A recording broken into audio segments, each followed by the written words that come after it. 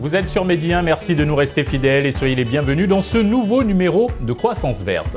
Aujourd'hui, nous vous invitons à découvrir un jardin pas comme les autres, installé dans le célèbre parc de Hann, dans la capitale sénégalaise. Sur place, de nouvelles pratiques agricoles respectueuses de l'environnement sont testées. C'est aussi un lieu d'apprentissage pour les étudiants en formation, en agriculture et un endroit de villégiature pour tous les visiteurs du parc. L'équipe de Croissance Verte a pu suivre le temps d'une journée les activités des maîtres et des lieux qui ne ménagent aucun effort pour faire du jardin du partage. C'est son nom, un espace où il fait bon de côtoyer la nature en toute sérénité. Et pour parler de l'importance des jardins botaniques en zone urbaine et périurbaine, nous sommes avec Alioune Touré, agronome, consultant, fondateur de 221 Agri Consulting. C'est un plaisir de vous recevoir. C'est un plaisir à nouveau d'être dans ce plateau.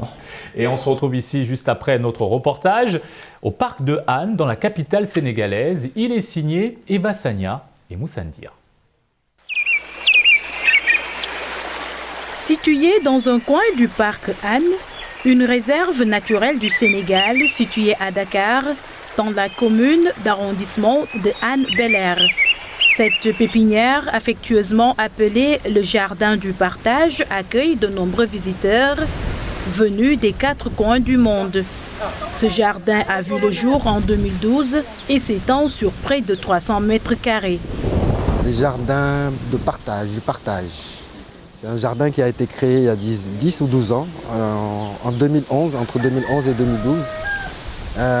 Et ce jardin a été reconnu par certaines associations européennes, dont Cocopelli, que vous verrez au niveau de la porte. Ils nous ont donné leur pancarte. Ce jardin est très intéressant dans la mesure où on essaye de travailler dans un écosystème qui est déjà équilibré, qui est une forêt. Donc voilà, c'est notre bébé en quelque sorte. Toutefois, cet espace était gagné par la salinisation. Aujourd'hui, il est témoin d'une nouvelle pratique agricole grâce à la création de nombreux écosystèmes.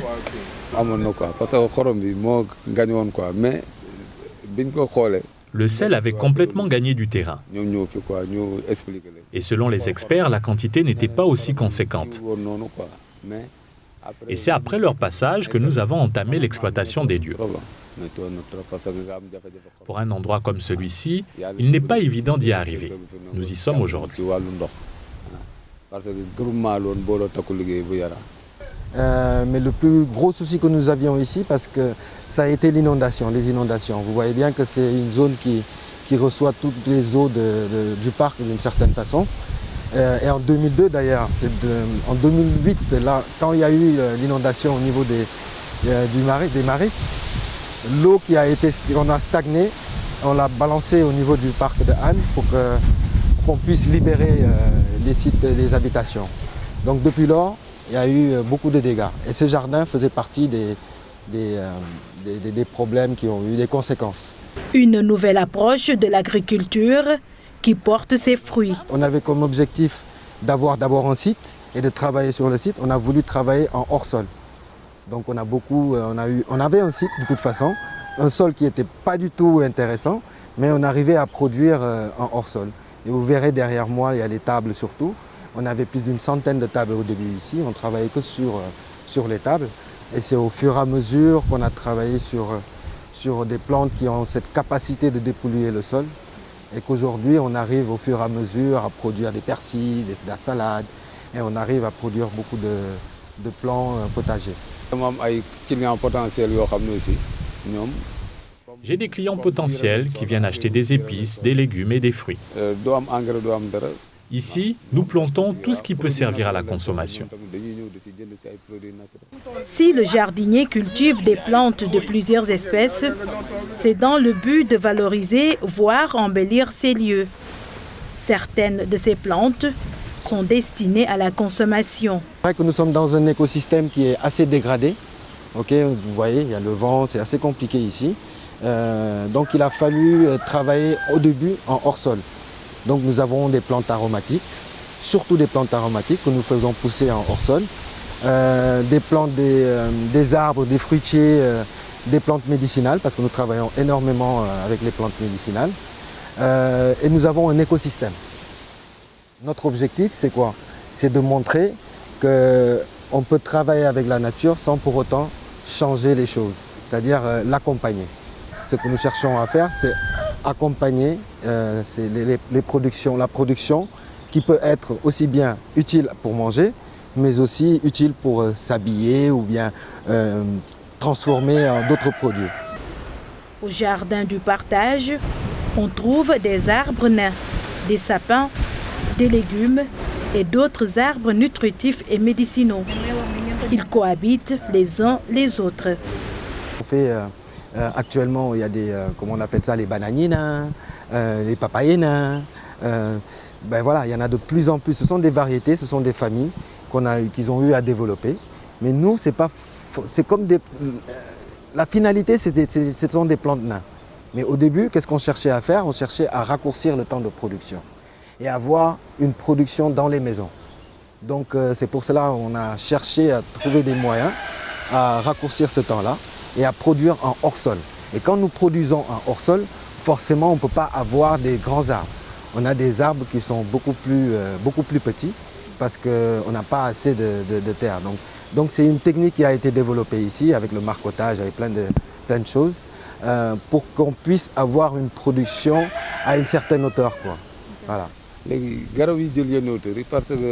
Avec cette diversité d'arbres, nous essayons de créer une petite forêt. Tout y est, et c'est notre façon à nous de développer l'espace. Il sert également d'école, de lieu de stage pour certains étudiants en formation en agriculture. C'est le cas de Junior, un ancien artiste rappeur reconverti en agriculteur. C'est parce que ay contrat ñu doon def fi quoi ci biir parc. J'ai bénéficié d'une formation au parc Anne. Le contrat dafa nekk 8 heures de 13 heures. Et c'est pourquoi, après mes heures de cours, je viens faire la pratique ici. Ici, j'ai appris à faire du micro-jardinage, à semer et à faire du compostage. C'est très important, car la terre nous rend ce qu'on lui donne. J'étais dans le milieu de l'art, aujourd'hui je me suis reconverti en agriculteur. Et ça me plaît. Une agriculture respectueuse de la nature pour se nourrir est bien possible au Sénégal. C'est le credo au jardin du partage. Nous faisons beaucoup plus de formations d'ailleurs, plutôt sur le micro-jardinage, sur l'intégration des jardins, de la production à la maison. Pour nous, il est crucial que les Dakarois s'approprient de certaines choses qu'ils consomment déjà au niveau de leur maison. Donc ça nous pousse vers l'autonomie. Donc ce que nous cherchons à faire, c'est vraiment de pousser les gens à faire comme nous, chez eux. Le lieu est aussi transformé en lieu de détente. Sur place, une tisane concoctée par le maître des lieux est offerte aux visiteurs.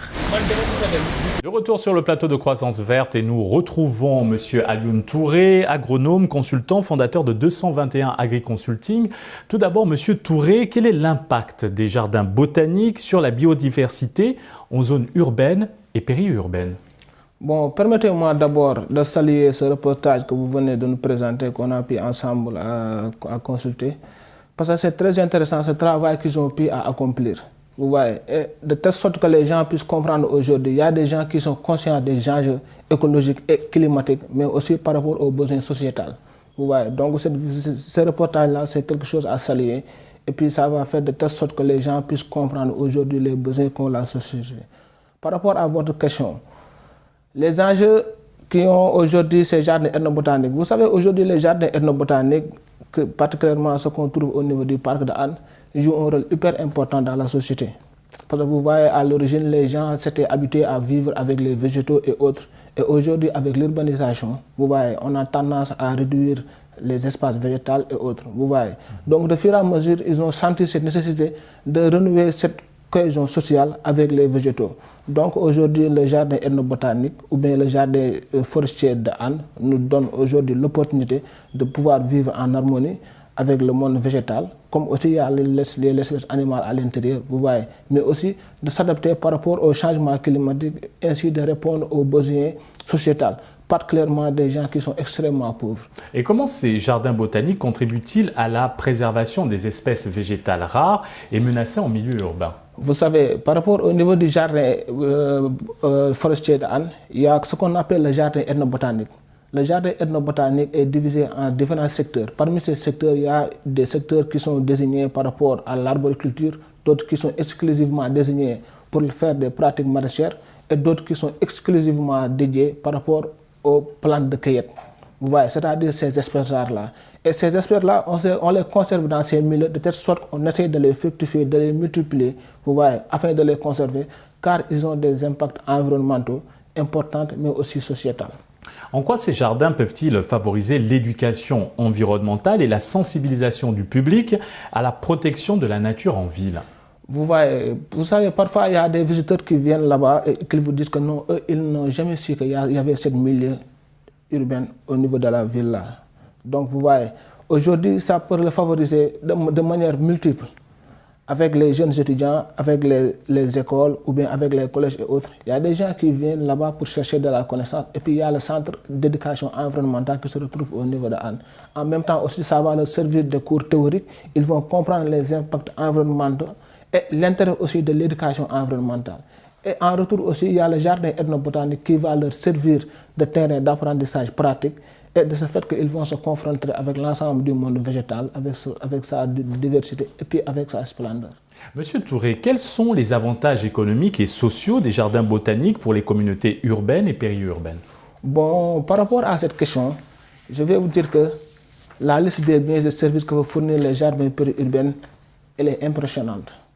Vous voyez, au-delà même de l'aspect, comment dirais-je, au-delà même de l'aspect écologique ou bien de l'aspect esthétique, vous savez que les jardins botaniques ou bien les jardins urbains et périurbains aujourd'hui offrent une majorité extraordinaire de besoins consommables par rapport à la population. C'est de manière générale pour tous les groupes d'âge, mais aussi particulièrement avec les groupes citadins qui sont pauvres. Parce qu'eux, ils ont tendance à reconduire les traditions culturelles, sociales, religieuses, mais aussi avec leurs traditions alimentaires et sanitaires, etc. Vous voyez. Donc aujourd'hui, avec ces jardins, avec ces forêts périurbaines-là, les gens auront tendance à mieux se recouvrir des besoins dont ils avaient toujours eu cette envie et que aussi ils avaient l'habitude de faire avec le monde rural. Le jardin du partage que nous avons vu dans notre reportage est installé dans un espace qui était gagné par la salinisation. Aujourd'hui, une nouvelle pratique agricole s'y développe. Comment promouvoir davantage cette pratique qu'est la permaculture? Bon, aujourd'hui, la permaculture a servi par rapport à un monde très vaste, contaminé par rapport à cette zone de salinisation et autres. Mais avec cette association de différents types de cultures, il y a des organismes végétaux qui jouent des rôles hyper importants par rapport au milieu salé. Vous voyez. Mais aujourd'hui, avec l'avènement aussi de la permaculture, les gens ont pu comprendre à faire de telle sorte qu'ils vont associer une diversité végétale, de sorte qu'ils vont s'organiser et vont s'entraider, et de telle sorte qu'ils vont améliorer le milieu et reverdir le milieu en premier lieu, mais aussi redonner vie au sol. Les espèces cultivées dans ce jardin servent à valoriser, voire embellir les lieux. D'autres plantes sont destinées à la consommation, nous l'avons vu. On y retrouve des arbres nains, des sapins, des légumes, d'autres arbres nutritifs et médicinaux. Comment de tels jardins peuvent aussi être développés dans les foyers au niveau individuel en zone urbaine? Tout ça, ça dépend de l'éducation. Tout ça, ça dépend de la compréhension que les gens ont eu par rapport aux arbres. Donc aujourd'hui, on est en train de parler des jardins périurbains et urbains.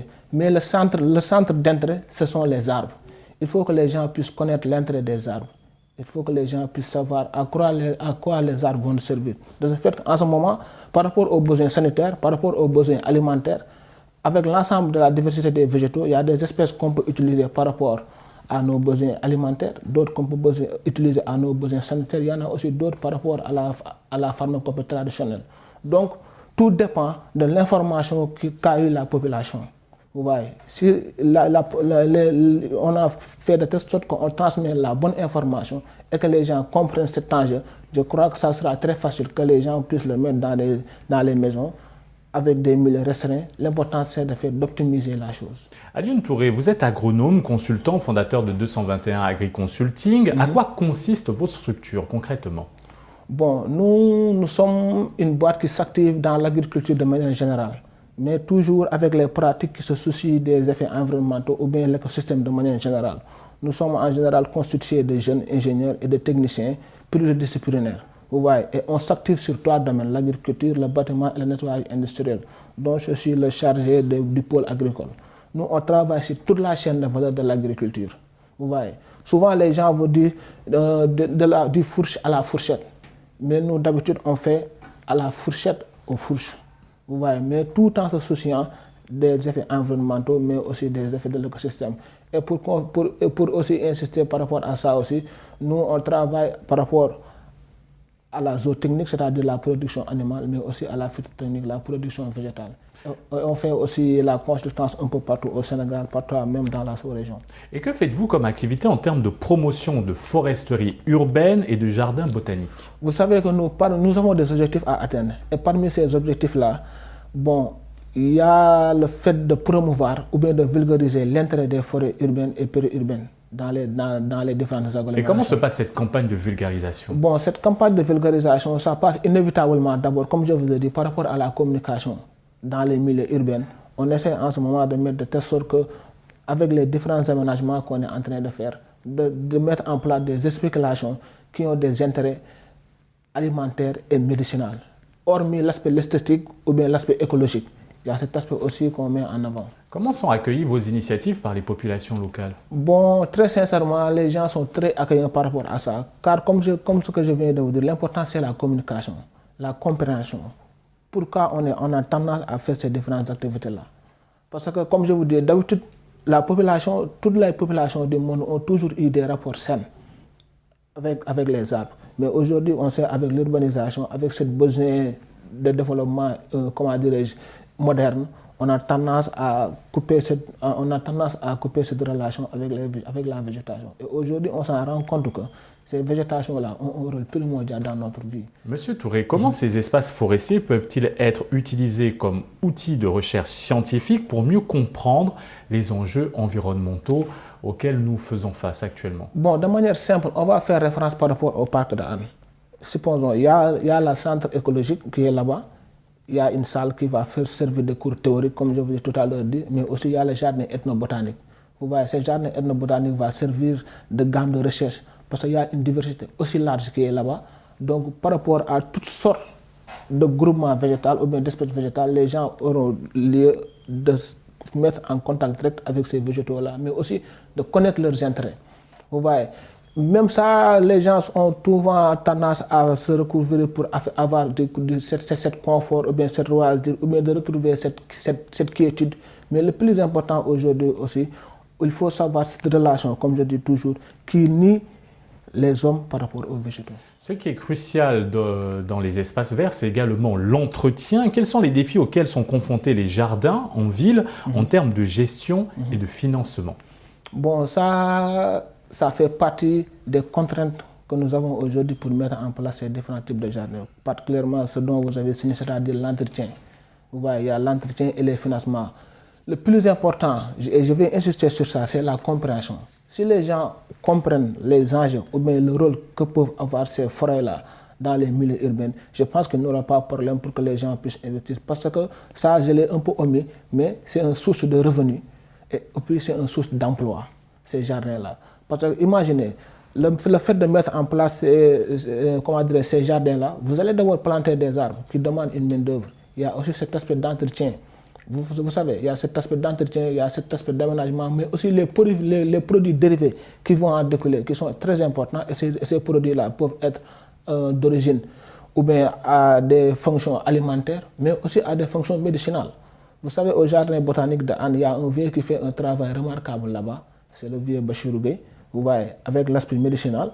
À chaque fois, on fait référence avec la médecine moderne et on le pallie avec la médecine traditionnelle et qui est très régularisée. Voilà. Quelle lecture faites-vous des espaces verts au Sénégal, particulièrement en zone urbaine? Bon, ce que je peux dire, comme je vous dis, à chaque fois qu'on est en train de parler par rapport à ça, on sent qu'il y a la manque de compréhension, la désinformation. D'habitude, nous, on a tendance à mettre des allées ou bien et autres, vous voyez. Mais ces forêts-là, il faut qu'ils soient en corrélation directe ou bien en corrélation parfaite avec les besoins des populations. Comment promouvoir leur implantation? Parce que, à part le parc de Han, il n'y en a pas beaucoup. Effectivement, il n'y en a pas beaucoup, mais l'important, c'est que nos politiques, il faut que les institutions et les administrations puissent comprendre aujourd'hui ce dont on est en train de parler. Et du coup, il va falloir mener des politiques d'implantation de ces jardins un peu partout. Et quelle action au niveau de 221 Agri-Consulting menez-vous dans ce sens pour promouvoir l'implantation d'espaces verts au Sénégal? Effectivement, en ce moment même, on est en train de mener des activités qui vont dans ce sens. En premier lieu, c'est la communication, le fait que les gens puissent comprendre cet enjeu. Mais en second, on a commencé à Ziguinchor et un peu partout vers Saint-Louis avec de petits jardins. On est en train de mettre en place des systèmes d'urbanisation de forêt. Parlez-nous de ces projets à Ziguinchor. Qu'est-ce qui a motivé ce projet et comment ça se passe concrètement sur le terrain avec les communautés locales? Bon, sur le terrain, c'est extraordinaire ce qui se passe en réalité. Et je vais vous dire que ce n'est pas uniquement à Ziguinchor, un peu partout vers Mbour et autres. C'est avec un ami, M. Magnaïna, et un autre collaborateur qui est le directeur général de Mémotech. Eux, ils ont compris l'importance de ces végétaux et la nécessité. Donc, on a fait des tests, certes, on a implanté ce petit jardin-là. Du coup, on a mis des spéculations spécifiques avec des besoins nets, vous voyez, qui ont des rôles à jouer aussi. Et on a invité les populations à venir voir pour savoir les impacts de ces végétaux-là dans les milieux, mais aussi le plus important, avec l'impression des étudiants et des élèves. Et quel est le rôle des communautés locales dans l'entretien de ces jardins que vous implantez dans leur région? Effectivement, dans ce sens, on a tendance à prendre la main-d'œuvre dans les communautés. On les initie d'abord sur les jardins, on les forme sur les jardins et on fait de telle sorte que tous les produits qui en découlent, ils vont s'en charger de la commercialisation. Vous voyez, mais aussi avec la transformation des produits dans ces zones-là. Merci M. Alioune Touré pour cet éclairage. Nous rappelons que vous êtes agronome, consultant et fondateur de 221 Agri-Consulting. En tout cas, ça fait un plaisir d'être parmi vous et de partager ce reportage d'abord et de partager ce délai avec votre internet de MTTV. Merci M. Touré, merci à vous d'avoir suivi cette émission. Très bonne suite des programmes sur Média.